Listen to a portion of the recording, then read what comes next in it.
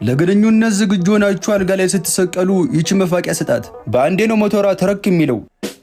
ከማህደር ጋር የፍቅር ግንኙነት ከጀመርን 3 ዓመት አለፈን። በተገናኘን ቁጥር ግማሹን ሰዓት የምናጠፋው ድንግልናሽን ስጪኝ አልሰጥህም በሚል ልትርክ ነው። ቆይ ግን አንቺ ምንም ስሜት የለሽም እንዴ?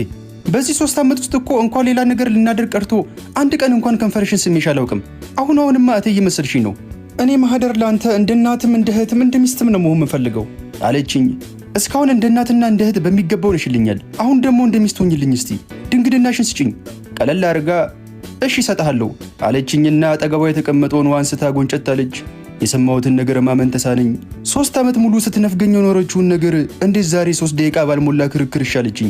ምናልባት ጆሮዬ አዛብቶ ሰምቶ ከሆነ ብዬ ለማረጋገጥ ደግሜ ጠየቅኳት። እሺ እሰጥሃለሁ ነው ያልሽኝ ወይስ ጆሮዬ ነው? ያ እሰጥሃለሁ። ጊዜ መስጠት አልፈለኩም። ሐሳቧን ሳትቀይር ቶሎ ይዣት ልሄድ አልኩና ከተቀመጥኩበት ተነስቼ አጀሬው እዚሁ መነሳት ሳይጀምር በይ ቶሎ ተነሽ፣ እዚያ አካባቢ ቆንጆ ሩም ያለው ሆቴል አለ እንሂድ። እንዴ ጭራሽ ጥሩ ሩም ያለው ሆቴልም ታውቃለህ? እንዴት ነው ቆይ እሱ ልታውቅ የቻልከው ነው ወይስ ከዚህ በፊት ከሌላ ሴት ጋር መተህ ታውቃለህ? ይሄ ውይይት ከድንግልና ርክክቡ በኋላ ቢሆን አይሻልም? በይ አሁን ተነሽ። ለማንኛውም ምን ያልሰጥህም አላልኩም ግን ከጋብቻ በኋላ አለችኝ። እዛው መንጋጋውን አውልቃት አለኝ። ለቦክስ በጨበጥኩት እጄ መዳፌን እየመታው በተቀመጠችበት ትቻት ሄድኩ።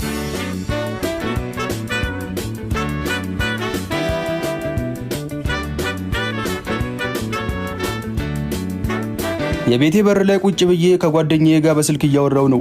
አንተ ግን እኮ የማህደርን ድንግልና በመለመን ያጠፋውን ጊዜ ድንግል መሬት አርሰ ጤፍ ወይም የሆነ ነገር ብትዘራ እስካሁን ሀብታም ነበር የምትሆነው። በአክል እኔ ጊዜ መሬቱም ይታረስ አይመስለኝም። ድንግል ያውጣልህ ብሎ የረገመኝ ሰው ሳይኖር አይቀርም። ግን አሁን ማህደርን መጠራጠር ጀምሬያለሁ። እንዴት ማለት? ድንግል እየመሰለችኝ አይደለም። ያው አንዴ ድንግል ነኝ ብላ ስለተዋወቀችኝ ድንግል አለመሆኗን ካወቅኩ እንለያይ መላት መስሏት ቢሆንስ ሁሉ መከራ ብታበለኝ። እና ታዲያ እሱ ማወቅ እኮ ቀላለሁ እንዴ? እንዴት? አንድ ቀን መንገድ ላይ የሄዳችሁ በቀላል አስመስለው ወገቧን ንካት። ከጮች ወይም ከዘለለች ድንግል ናት። ዝም ካለች ግን ያው ተበልቷል ማለት ነው አለኝ። ጓደኛዬ ያሉ የተባሉ የማህፀን ስፔሻሊስት ሐኪም ልጅ በመሆኑ ሐኪም ቤት ወስዳስ መርምራት ይለኛል ብዬ ስጠብቅ እንደዚህ አይነት ባህላዊ ትንታኔ በመስጠቱ ብገረምም ያለኝን ነገር ለማረጋገጥ ጊዜ ሳላጠፋ ከቤት ወጣሁና በየአንድ ዓመት ልዩነት 9 ልጅ ወለደችውን የሰፈራችንን ሴትዮ ወገብ በቀልድ አስመስዬ ነካረኩት። ሴትዮዋ ከምድር ተነስታ እንደ አንበሳ ወደ ሰማይ ዘለለች። እኔም የጓደኛዬ ባህላዊ ትንታኔ ሐሰት መሆኑን እዛው አረጋግጥኩ።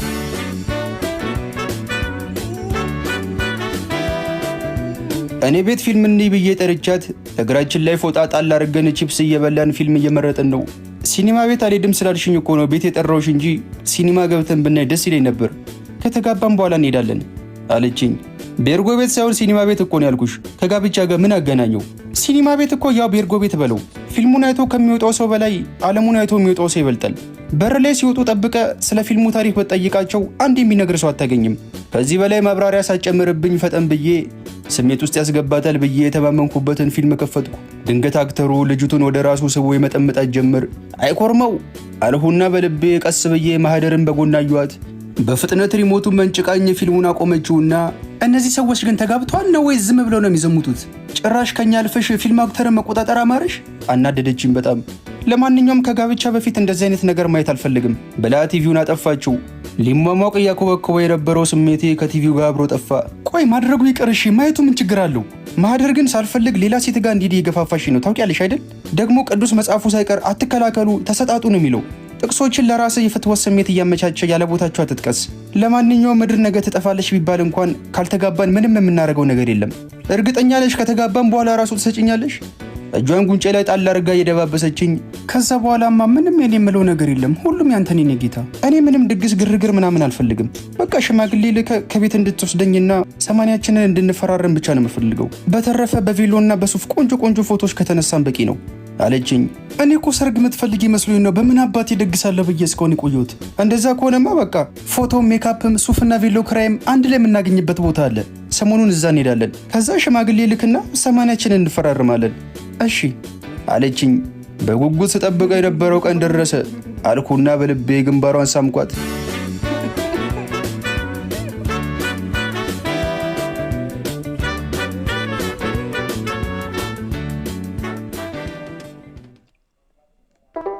ቴሌግራም ላይ ያገኟቸው የባህል መድኃኒት ጠቢብ ጋር ጎራ ብያለሁ።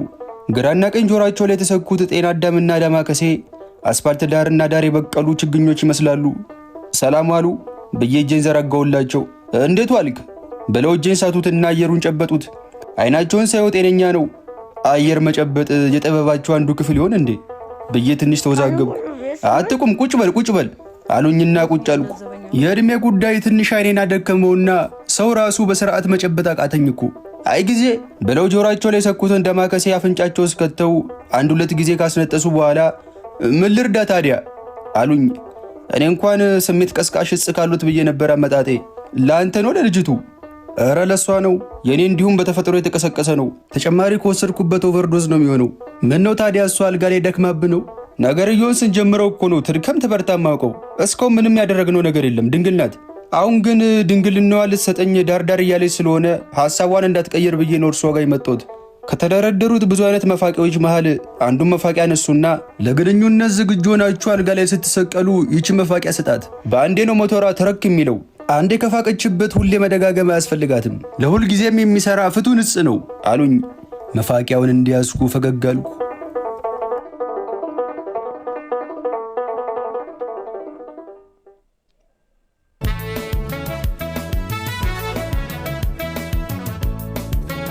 ከተማ ውስጥ አለ የተባለ ፎቶ ስቱዲዮ ውስጥ ነን። እሷ ሜካፓን ተቆነጃጅታ እስክትጨርስ እኔም ጸጉሬን የተስተካከልኩ ነው። ሁለታችንም ተቆነጃጅተን ጨረስንና እኔም መኳንንት የሚያስመስል ሱፍ፣ እሷም ልዕልት የሚያስመስላት ቬሎ ከዛው ተከራይተን የሚያማምሩ የሰርግ ፎቶዎች በሚያምር ስቱዲዮ ውስጥ ተነሳን።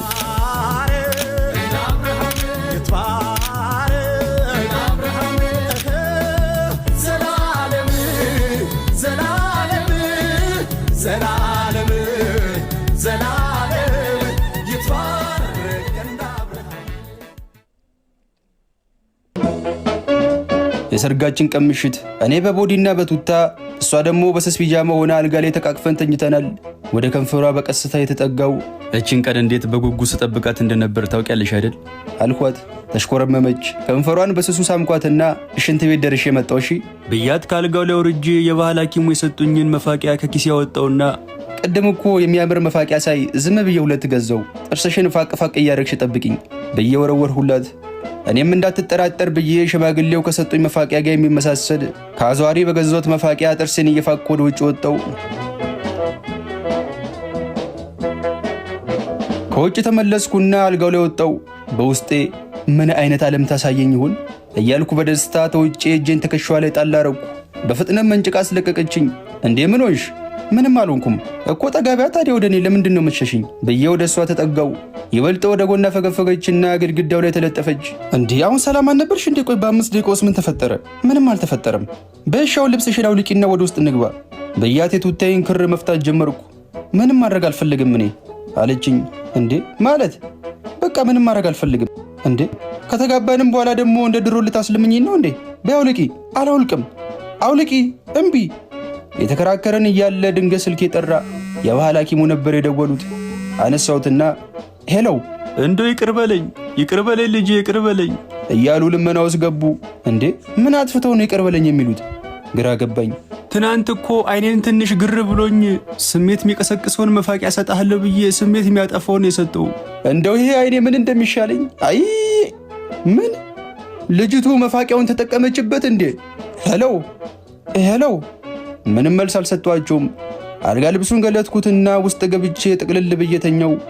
አንዴ ከፋቀችበት ሁሌ መደጋገም አያስፈልጋትም። ለሁል ጊዜም የሚሰራ ፍቱን እጽ ነው ያሉኝ ትዝ አለኝና ክፉኛ ተከስኩ።